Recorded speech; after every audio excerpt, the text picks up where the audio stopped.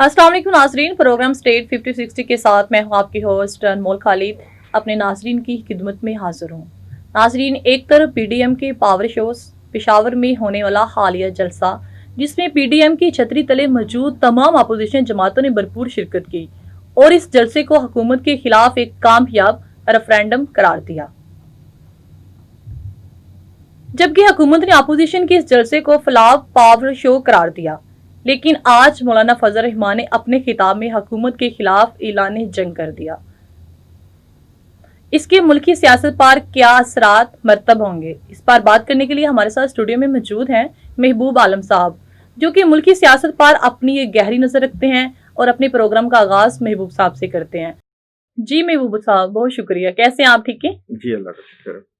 जी महबूब साहब, आपसे मेरा पहला ये सवाल है कि हुकूमत का कहना है कि पीडीएम का एहतजाज सिर्फ एनआरओ के लिए है, आप क्या कहेंगे इसके बारे में?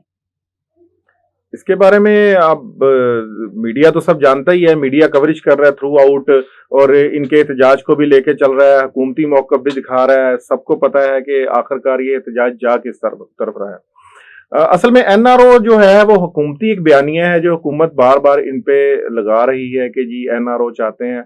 नेब में केसेस भी चल रहे हैं।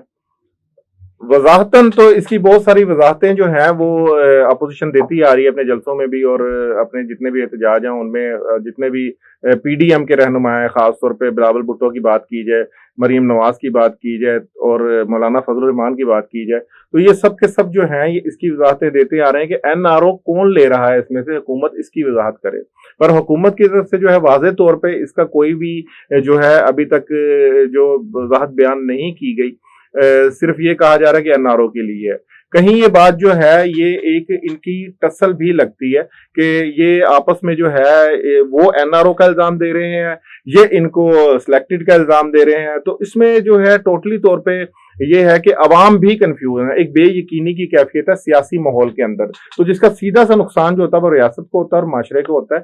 तो मेरा ख्याल है कि ये बात इनको अब क्लियर करनी चाहिए क्योंकि अब बात बहुत आगे निकल चुकी है। जी महबूब साहब, ये बताएं, अपोजिशन रहनुमाओं की तकरीर में नैब के किरदार पर बात की जाती है, क्या ये अपोजिशन की हुकूमत मुखालिफ तहरीर का एक अहम जुज़ बन चुकी है? जी, ज़ाहिर है, बिल्कुल। आप देख रहे हैं जहाँ पर भी जो भी केसेस बनाए जा रहे हैं वो अकॉर्डिंग टू जो है अगर वो कहीं करप्शन का मसला आ रहा है, कहीं पर जो है मनी लॉन्ड्रिंग का मसला आ रहा है या जायदादें बनाने का मसला आ रहा है, तो वो जो है वो नेब डील कर रही है और नेब के निशाने पर नो डाउट अपोजिशन है, अपोजिशन रहनुमा है। पर इसमें ये भी नहीं कहा जा सकता कि सिर्फ अपोजिशन ही इसमें जो है वो टारगेटेड है। इसमें हुकूमती रहनुमा भी जहाँ जहाँ नेब को जो भी उनको एविडेंस मिलते हैं वो चाहे हुकूमती रहनुमा के अगेंस्ट हो चाहे वो अपोजिशन रहनुमा के अगेंस्ट हो, नेब अपनी कार्रवाई करता है। और मेरे हिसाब से, मेरे मुताबिक जो है नेब जो है ज़ैली इदारा होने के बावजूद वो एक इंडिपेंडेंट उसका एक मुझे जेस्चर नजर आया जो कि हर तरह से जो है वो जो है करप्ट अनासर के खिलाफ कार्रवाई कर रहा है।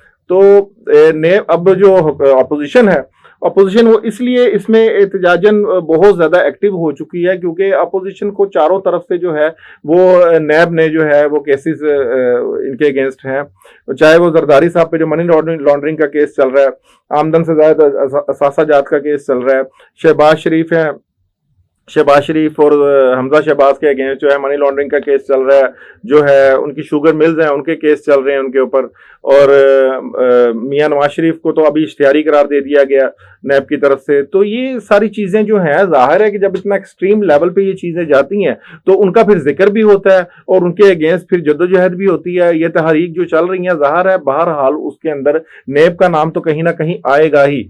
तो मुझे ऐसा लग रहा है कि जितनी भी ये तहरीक चल रही हैं तो उसमें जो है अगर हुकूमत पे तनकीद है तो साथ साथ नेब पे भी तनकीद चलती रहेगी और ये मेरा ख्याल है कि अभी इनकी तहरीक का जुज़ भी बन चुका है। ये सवाल आपका ठीक था।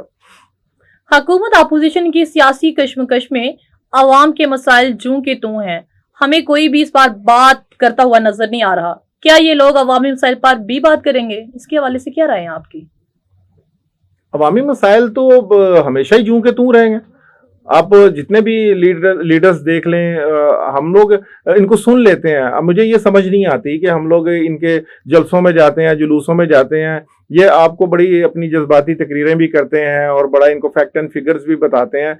मुझे ये समझ नहीं आती कि जब इमरान खान साहब जो हैं वो जब एक अपोजिशन के नुमाइंदे होकर उन्होंने जब लॉन्ग मार्च किया था और जब धरना दिया था, तो उनकी तकारीर उठा के देख लें, उन्होंने भी बड़ी बड़ी बातें की, उन्होंने भी आवाम को बड़ी बड़ी चीज़ें बताई और फैक्ट एंड फिगर्स बताए, अपने नुमाइंदे मिलवाए कि ये लोग जो है मुल्क की तकदीर बदल देंगे और ये मुल्क को जो है सही समेत पे गामजन कर देंगे। तो उसमें भी आवाम की सारी चीज़ें थी। अब जब ये लोग अपोजिशन में आए तो आप देख सकते हैं कि इनकी भी बातें यही हैं, ये उनको यही रोना रो रहे हैं कि जी आप लोगों ने इतनी महंगाई कर दी, आवाम का जीना दोबर कर दिया, आवाम जो है वो जिंदगी में जो है जो जरूरियाती जिंदगी की चीजें हैं वो नहीं ले पा रहे, उनके लिए बड़े मसाइल हैं, भूख से मर रहे हैं, बेरोजगारी है।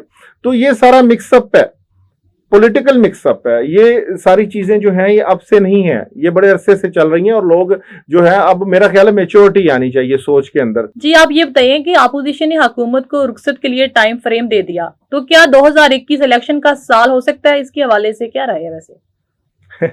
इसके हवाले से क्या राय हो सकती है? सवाल तो आपका बड़ा अच्छा है और आपने जो ये सवाल किया है और बड़ा मासूमाना सवाल है और मेरा भी जवाब मासूमाना ही होगा। जी बिल्कुल। ये सवाल हमेशा ही उठता है, हर गवर्नमेंट में उठता है, आप भी देख रहे होंगे और हम लोग भी देख रहे हैं। जब से हमने होश संभाला है हम यही देखते हैं मीडिया के ऊपर कोई ना कोई पॉलिटिकल लीडर आके वो कोई ना कोई टाइम फ्रेम हुकूमत का दे देता है हालात को देखते हुए। तो ऐसा कुछ नहीं होता। असल में हमें फैक्ट एंड फिगर्स पे चलना चाहिए और हुकूमत जो है वो बहरहाल मैं कहीं ना कहीं इनसे मुझे तहफ़्फ़ुज़ात के बावजूद भी मैं ये बात कहूँगा कि हुकूमत ने कहीं ना कहीं अचीवमेंट्स तो की हैं।